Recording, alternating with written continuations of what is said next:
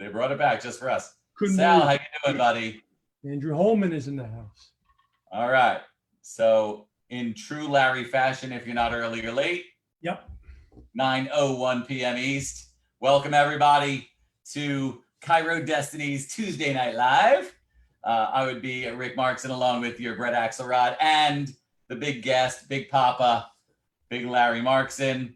And we had started this title of Forget the Past and Step on the Gas because we were in our Dr. Seuss little phase there of trying to come up with a compelling title. But every once in a while, we like to just jump on just the three of us as we did starting Chiro Destiny 10 years ago, sitting in a living room together. And just the times of life are so different and so interesting. And when we started Tuesday Night Live, it was really about coronavirus and it was about what to do and what you're allowed to do. And we were doing a lot of didactic stuff about the PPP. And here we are a couple weeks later, and it seems like the universe is totally upside down. So Dad, thanks again for joining us. And we just want to throw it right to you for starters. What's going on? Like, you know, you spent all these years trying to help people with Headspace. Like, go for it. I don't know what's Heads are blowing up about now. So I was telling, for the audience, I was telling Brett and Rick just a little while ago that while I have my own private clients and you have your own private clients and the people I coach, so I can speak for them. But I get 25 people a week, 50 people over the last 3 weeks and hundreds over the last coronavirus thing that call me, you know, for a minute of my time, which means an hour, and what's going on. And it's amazing. And when I start to work with them, I repeat some of the phrases that everybody knows, you know, and what I get is, well, don't you have something new? Or is that all? Yeah, I've heard that already. And then I say, oh, stop. Are you doing anything of the top 10, let's say there's 10 ways to be happy and successful and prosperous and have good relationships and money in the bank and a thriving business practice. If there's top 10 things, how many of them are you doing? And are you good at what you're doing? Or are you just playing around? So I said, okay, let's throw it back here.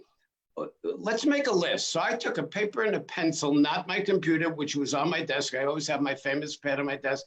And I wrote down winners and leaders and happy people and prosperity. There it is. I hold it up. I sent it to Rick and Brett today. On the other side, followers, people have the workers mentality, the up and down, in and out person. They're happy, they're sad, they go by numbers. I saw 2 people today, I didn't see anybody today. Had the money come in, the mailman died, whatever, up and down by what happens to them. So where does it all start? And so I said, okay, let's see what they do. And I took the next person that called me earlier today, and I said, would you do me a favor and give me some of your personal time? And would you answer some of the questions that I'm going to ask you? Because over the years that I've known you, you've gone from one dimension of behavior to another. Over your lifetime, you had a poor beginning practice. You were young. Now you have a substantial practice. Then you got married. Then you had kids. Now you have some money, blah, blah, blah. And you climbed this ladder. Well, how did you do it? Tell me the things you did. And so I'm scribbling when they're writing. So let's start it off. I found out that every single one of them, the ones that go forward and take action steps and move from one modicum of behavior and change that behavior to another place, a better place, every one of them has a target. Every one of them had a mission statement, whether it's written out exactly or not, or a purpose statement or a goal. They had a plan. That plan was not just to survive, to get through the coronavirus, COVID-19. Now all the riots that are happening in the street, we'll get past this. Not that, but do you have a plan for who you are, what you do, and where do you want to be over the line? So that's what started this whole thing. So people are still in fear, but now we're at a point as the coronavirus is starting to go away and people are like, let's get back to the norm. People are getting outside and we got all the riots and all the craziness going on. But again, what you just said is so paramount. If you don't have a plan, or we just keep saying the same thing over and over again, what do I do? What do I do? What do I do? First step is get clear about who you are and what you want. And that's why having written goals and having a written plan is always step number one. Yeah, still to this day, for all the clients and all the speaking that I've done over the 40 years that I've been doing this thing, right? They say, well, tell me what to do. No matter what level of practice they're at or how good the business is doing, they say, tell me what to do. And I said, hold on. In order for me to tell you what to do, I have to find out who you are. So someone wrote me today, they showed me a bracelet they gave their team members, be, do, and have. So on the B level, I mean, your personality, your traits, your habits, your belief systems, who you are inside your skin, that changes what you're willing to do, what you will do, and how good you'll get at. So you can't start telling me what to do. So for instance, I would say, and I think you'll agree, because both of you have these qualities. I just wrote them down. Let me just read them. You're focused, you're disciplined, you're committed, you have guts, audacity, tenacity, you have determination, you're confident, you're upbeat, you're enthusiastic. You step up one time more than you knock down.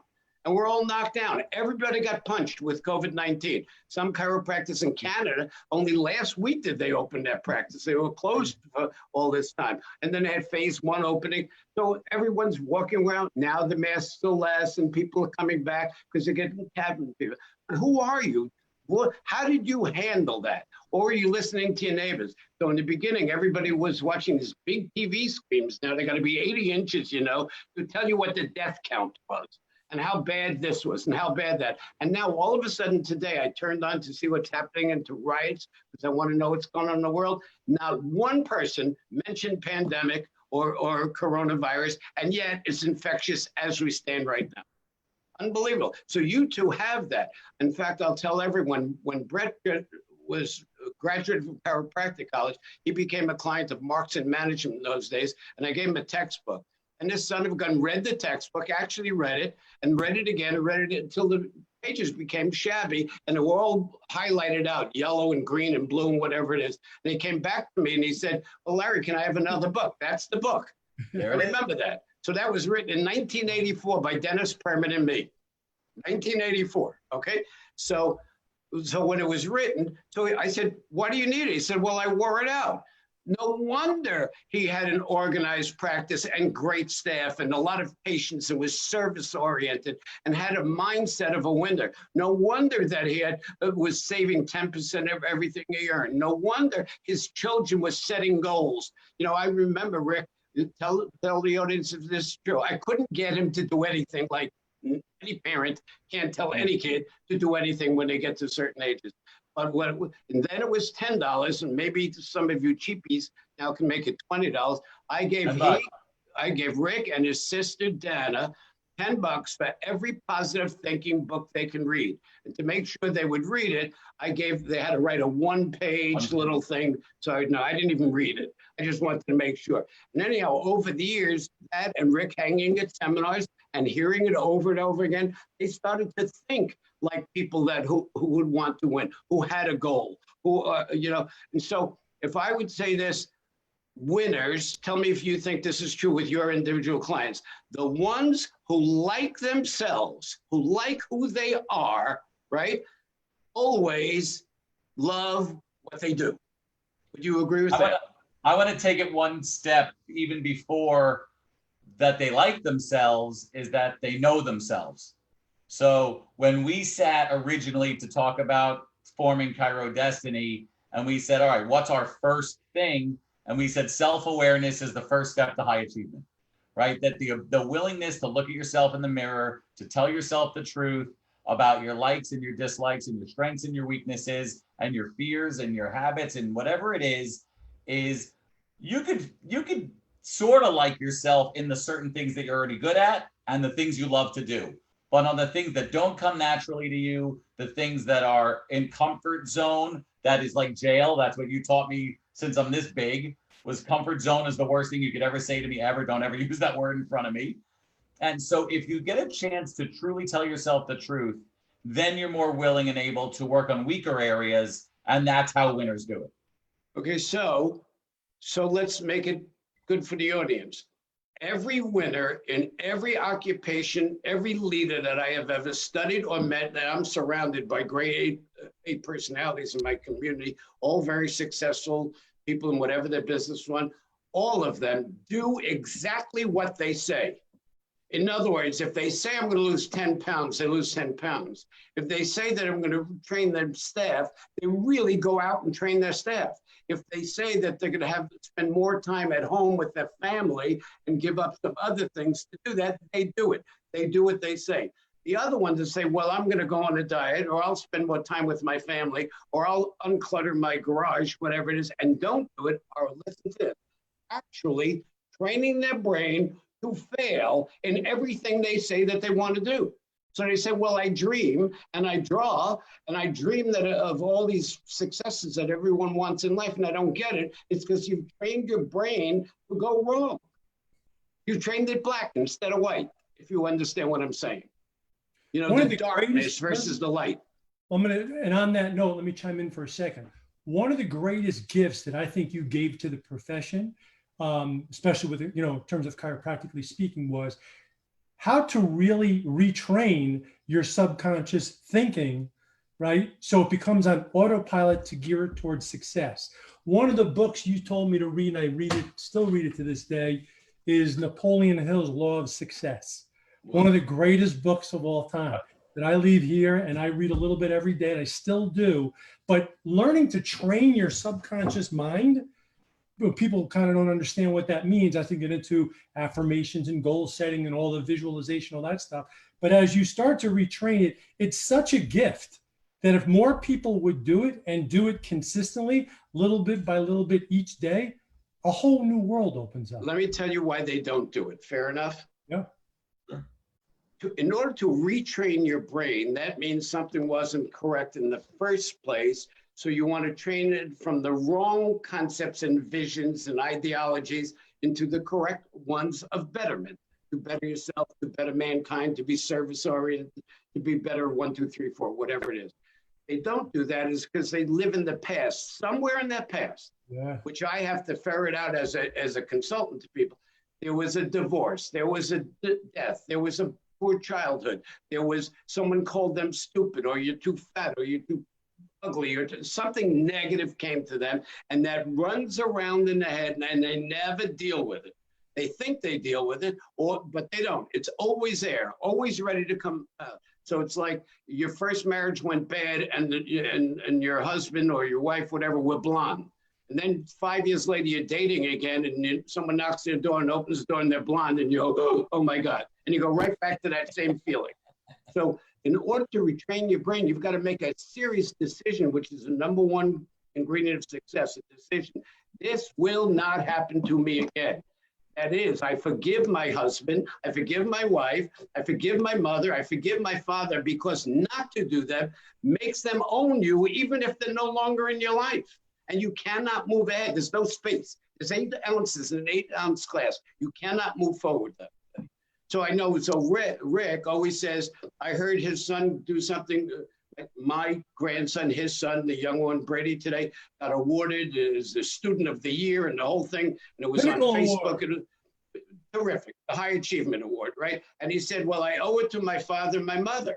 And I know their father, right? And I watch him deal with each kid individually and pick them up and urge them and consider in gentle manners sometimes, and sometimes with a stronger hand.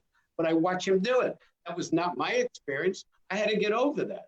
So then when I became a chiropractor and I was failing in practice, I started to model, mimic, plagiarize, and steal the attitudes, actions, and procedures of anyone more successful. So you've heard me say that 1,000 times, which means everyone was more successful, right? So if I can change from that, but I was willing to admit my mistakes. I was a failure. I was a lousy husband. I was not so good in school. Whatever it was, I looked at it, I examined, I said, okay, that's the old story. What's my new story? And Rick, you can tell me, you've done that. Listen, I mean, let's go back, because now you're talking about individual personality types. You're talking about Enneagrams. You're talking about MFTP. Whatever got us here doesn't matter. We all got here. So today's date, June 2nd, it doesn't matter how we got onto this screen or who's joining us. how you got to the profession, what your story is. We're here now. And I'm sure you guys are the same. When the patient says, you show them the x-ray, you explain the whole thing in the ROF, and they say, how did I get here? How did this happen to me? And my answer is always the same. Don't ever ask the dentist which bite of the candy bar gave you the cavity, because if he gives you an answer, he's lying to you. So the same thing, it doesn't matter what got you here. What do you guys think are the three biggest blocks that the average person faces in their life? You said it before. Fear. I mean, fear is number one. No doubt. Fear's the granddaddy of all problem. I'm afraid, I'm anxious, I have doubt, I blame people, I worry about things. All of those things suppress the autoimmune system, number one, but suppress your ability to dream and to look forward. So number two, you said fear is correct. Number two is what? I'd say anger's got to be in there somewhere. Procrastination. Okay. We would say it's seminar fodder. We say, oh, procrastination is a killer of dreams. And everyone goes, oh, isn't that cute? But think about that. If I procrastinate, if I'm behind, if I'm sloppy, if I have clutter in my life, if I'm not organized, if I'm not timely, and I'm procrastinating, I'm late. And how can you win by being late? So they know that. Why don't they change it? It's a sick way of punishing themselves for not being who they want to be. It's self-punishment. And that's what, so it goes back to it defaults back to their comfort zone. That's what they're, right. It goes back to telling yourself the truth and what's comfortable and what's uncomfortable. So there still takes when Brett and I years back wrote one of our first talks, we talked about making big change, right? We talked about the passage of pain, right? From where you are now to where you want to go is going to require some sort of passage of pain. And we said, in order to take that first step, it takes two things, a little bit of logic and a little bit of bravery, right? You can talk yourself into nothing's going to happen to me. No one's going to die. I'm going to give this a shot. I'm going to try the new report of findings they taught me, or I'm going to try to confront a patient, or I'm going to fire someone or train some, whatever it's going to be. And that first thing is still going to require some bravery, the willingness to fail, the willingness to make a mistake. And that's why Failing Forward, one of the most impactful books I ever read, was The Willingness to Fail. Because, and Dad, perfect example, a lot of my years, I didn't want to risk failure because I didn't want to disappoint you, because that was one of my personality things. To Enneagram, disappointing. That's a little disappointing, Dad. That's a little disappointing, right? You know. You've seen my backswing. I understand. So, right. So it comes back to past and personality. It's a lot of those things, but it comes back to fear. So we can't, there's not time here to discuss all different personalities, but there's leadership ones and there's work ones and there's follower ones, type of personality. But here's the point. You could be healthy in any personality. You could be a mild Mr. Rogers and go to the top in any dimension of your life. Or you can be an extroverted, good-looking superstar and fail and do drugs and die. All of that. That's not what it is. We didn't do number three. Number three is jealousy. People that are jealous of others, right, is like putting a nail in your coffin. It is the worst. Jealousy makes you sick. It comes from negative beliefs and negative self-image. That negative self-image will not let you succeed until you get rid of it. So when someone is better than I am in any dimension, I compliment them. I lost $20 playing golf today. A guy hit a spectacular shot, and I was applauding for him. My partner said, "Why are you applauding? We just lost $20." I said, because you got to give him credit for what he just accomplished. So I've learned that, and people have to learn that too. But I also know if someone did something and hit that wonderful shot or built that big business or practice or has a happy marriage or there's money in the bank, whatever it is, then it's possible for me to do it. So let's talk about today. Is this coronavirus going to change the way that we're not going back to the norm? We're going to create something different, right? It may be better, it may be worse in the beginning, but this virus thing will pass. Will the rioting in the streets of every street in America right now, whether it's right or wrong, I don't want to do a political thing, will it pass? And my belief is, yes, it will pass, and yes, it will make some change for the better.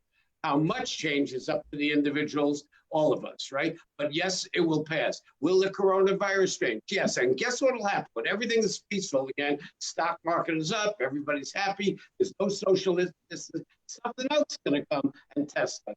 So who you are has to have the inner fortitude to look at it, make some decisions that are not comfortable. You think it was uncomfortable for me to stay in my house for 6 weeks? And everybody telling me, listen, at your age, you can't even breathe because you're going to die. You're in that top thing. Well, number one, I'm not dying. Two, I'm breathing. And by the way, and because there's no fear, right? If I happen to die, a couple of people will be happy. My grandchildren, my children, because we'll have another shekel or two. But, right. So it's not thinking, it's feelings. Your feelings attract your life to you.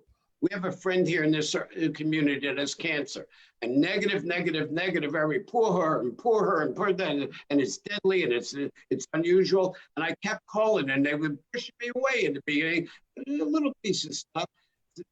By the way, people have beaten this form of cancer. Maybe not a lot, but they have beaten them. And right now, she's free from cancer. She's doing great. Blah, blah. Your attitude, not your altitude. Your attitude, not your aptitude. How smart you are determines your altitude in life.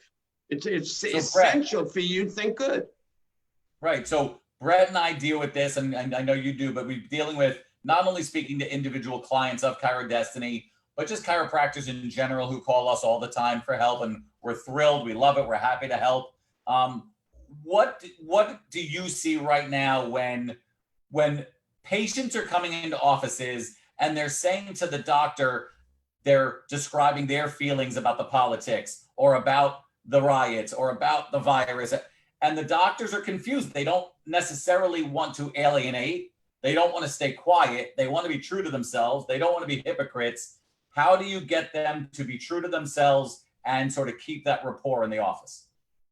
Well, I start with truth and believing, but I don't diminish the other person. Listen, you stupid, you're a Republican instead of a Democrat. You're a Democrat instead of a Republican. Blah, blah, blah, blah. I don't get into that. You are entitled to your feeling. Right now, I'm attempting to calm you down, to open up your nervous system, to take care of it, and for health. If you and I get into these discussions now, you're going to be tense, you're going to be tight, your mind's going to be racing. Shh, that goes away, and this place doesn't belong right here. You're entitled to what you want to believe, even though you're wrong and I'm right. So I say that with a smile on my face.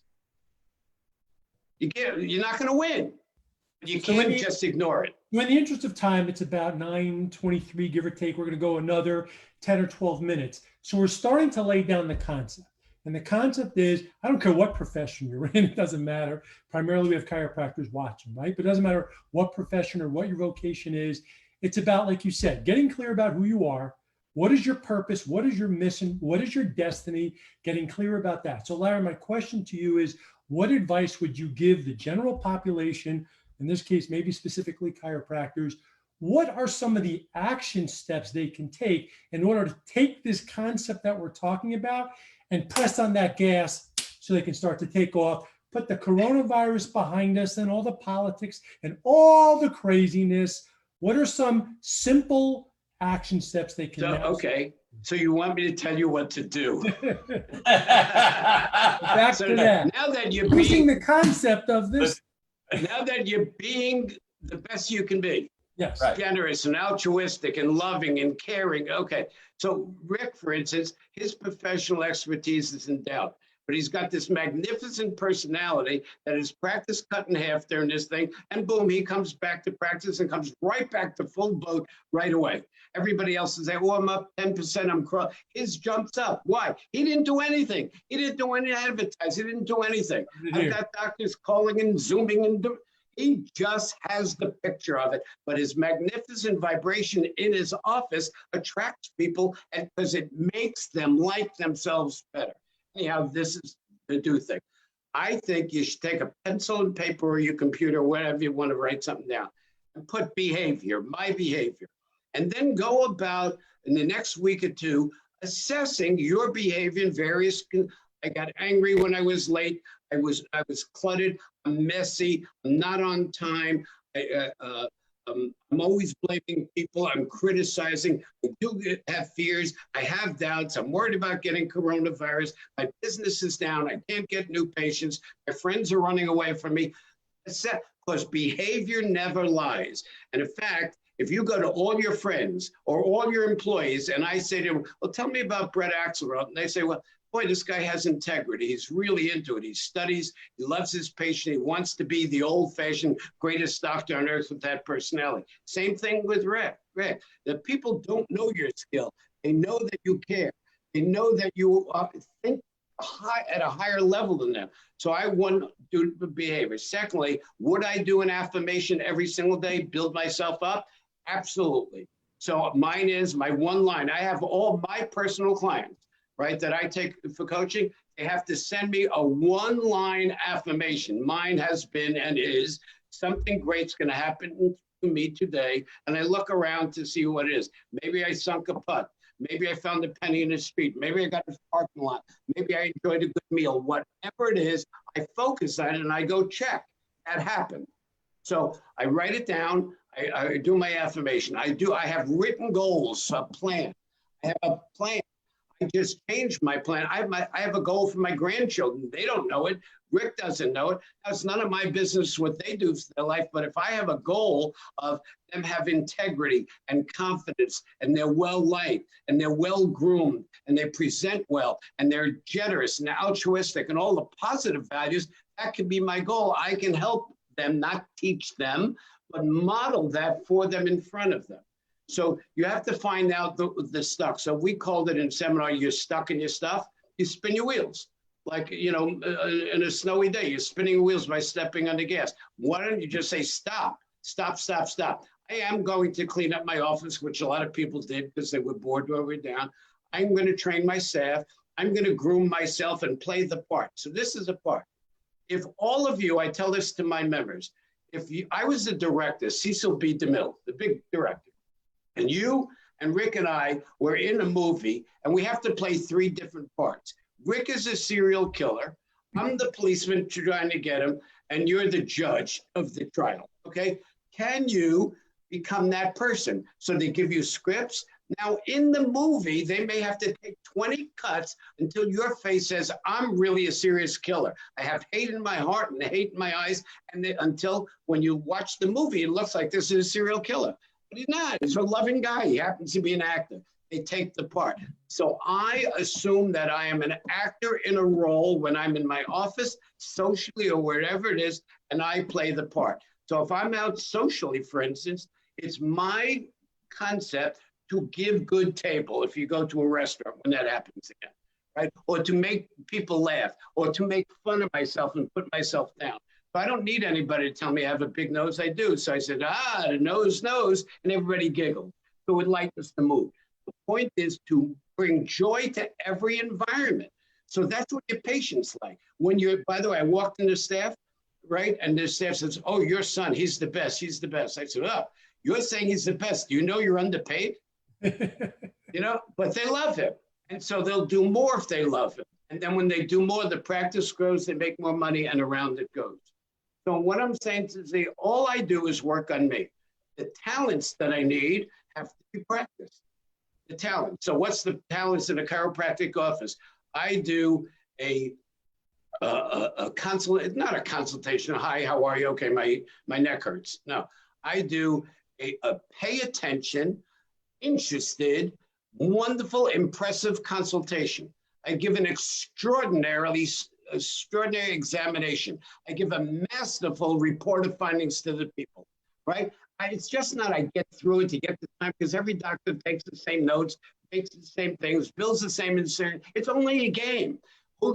When you refer a doctor, what do people say? Oh, go to my dentist. He or she is great. Go to my this, go to my that. They don't know what are you technical. Oh, my doctor operated on me. He's a great surgeon. Maybe, maybe not. What they like is the way they were handled, the way they were treated. Staff needs to be treated a certain way. They know if you're full of it or not. They know if you're cheap or not. They know if you're overbilling or not. They know if you're good, you have a good marriage or not.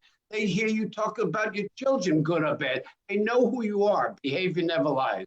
So when I venture out of this house, I put on the actor's role to be the best me I know how to be, so people can say once in a while maybe a kind thing about me. But let's be clear. When you say I put on this acting role, it's because that's who you are. So we're not saying It's don't who be you someone become. you're not. You have to be authentic. To become, you act as if. So in the beginning, it's an act. Right. Then you become that role because you're repeating it, you're reviewing it. And I think one of the biggest concepts that people should be doing if they're not is developing some kind of morning routine to work on themselves on a regular, consistent basis. It changed my life. So we're not saying don't master first and second day procedures and scripting and all this stuff to build your practice. That goes without saying.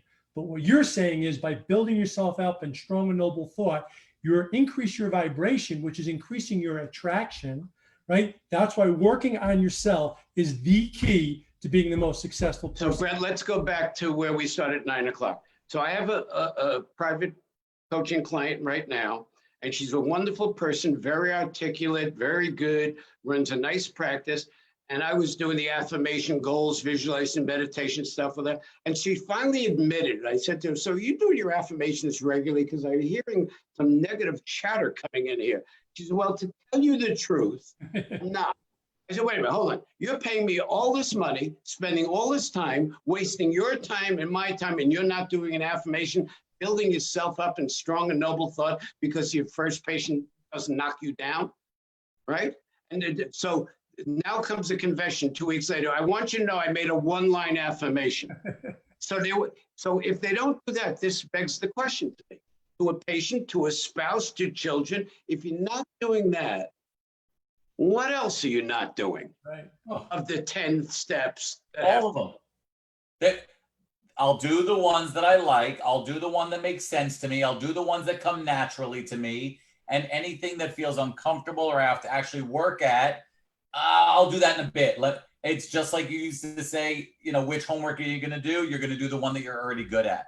Well, people work on their strength and not their weaker areas. It makes no sense. And by the way, I'll tell you, I got my practice to a certain level, back in the day, and I was plateaued for years. And Alan Russo said, you're not Ricky the Kid, you're Ricky the Pancake. I was like on a plateau for like 18 months. I couldn't get over it.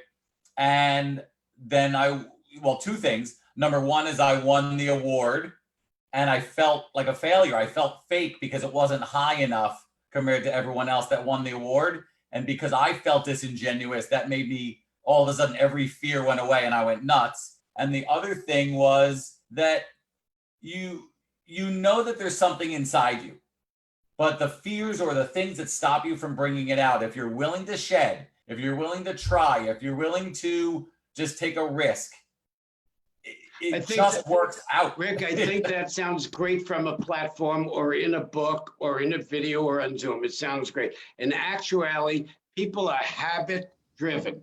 Yeah. They go to their habit. Drinkers drink. Smokers smoke.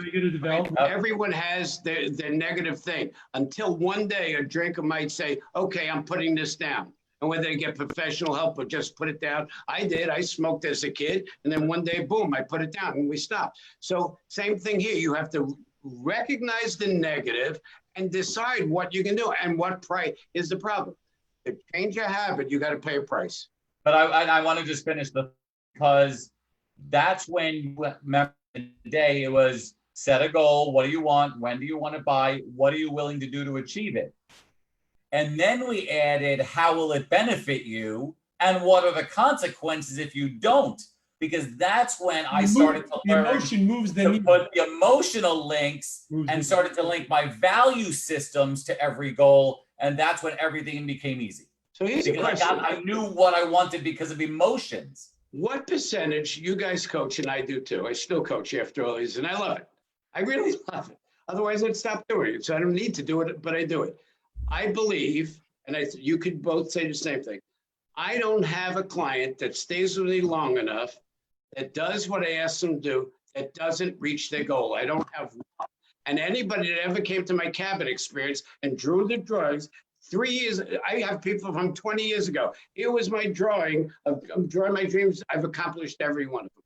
So there's Rick's drawing. Okay, I can't see what it means. So everybody has a drawing. So we draw your dreams. The point is, are you what you say, or are you going to go back to what your mother taught you, or your father taught you, or your preachers, or your teachers, whatever the hell that was about? You know, so right now, why don't we say, okay, COVID-19 under control in my head. I'm not even watching it on. I want to know what the news is in the world. Done. If I have to wear a mask for a while, I'll wear a mask. If I have to social, I'll do what I do, and I'll comply with the rules, not be a brave numbskull, you know. And this, yes, people should be treated equally. There should be no police brutality, no matter if you're Republican, Democrat. That's not what I'm talking about. There has to be one nation under God for all of us. I agree with that. And then I have to act that part again.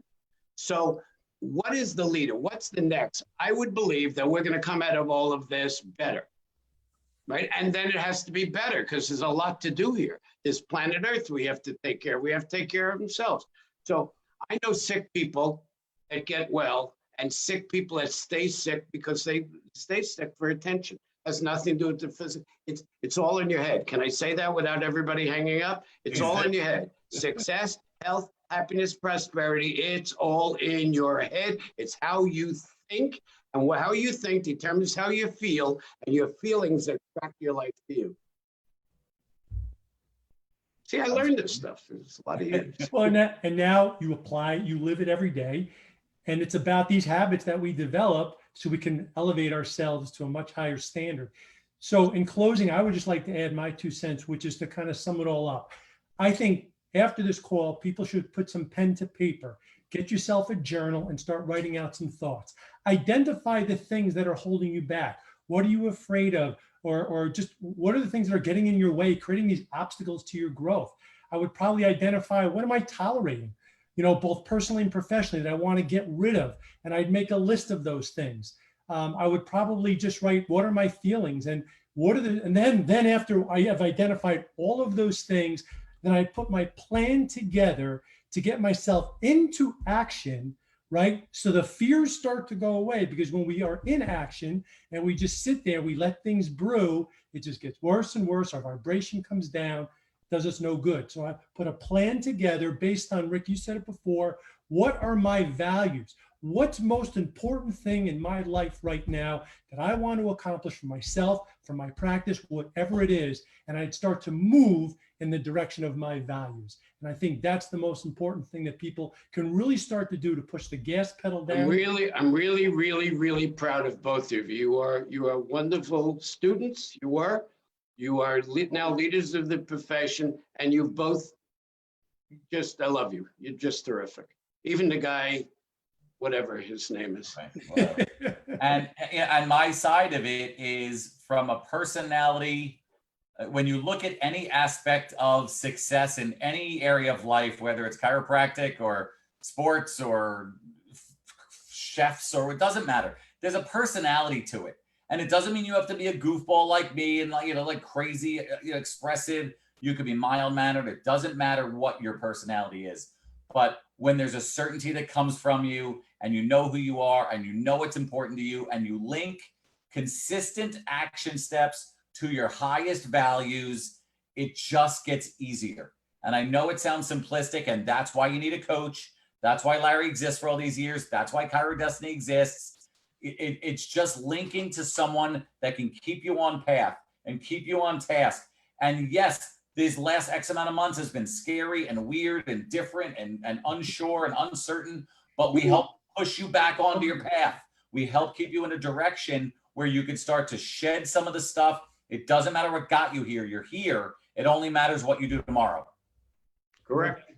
So Larry, on behalf of us all, on behalf of not only in this profession, but on behalf of the world, because there are people, I'm looking at names on this list, people I know are not chiropractors. I have people who are friends of mine. I have my college basketball coach.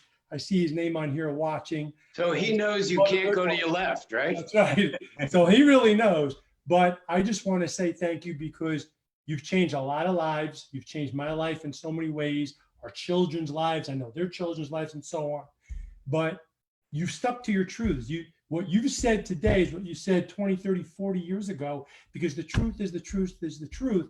And if people would listen and follow your advice and start to apply it and stop fighting you on all these different things, they could start to live the life they truly, really want to live. And that's why you keep doing what you're doing after all these years, because you've helped so many people to do that. And to me, what greater gift to mankind than that? So I just want to say thank you. It's been a spectacular journey, and I can't thank you. So again, on behalf of Chiro Destiny, thank you guys so much for joining every Tuesday Night Live, 9 o'clock. Next week, we have Dr. Gilles Lamarche, one of our buddies, going to join us. And again, there's nothing we wouldn't do to help you. We are in the trenches with you. We are coaching. We are adjusting. We're doing our thing. Everything you need is here. And if you need help, just reach out to anything you need. We will help you with. We love you. Have a great night. We'll see you next week. Thanks, Dad. Good night, everybody. Thanks, Lou. Good night, guys. Yeah.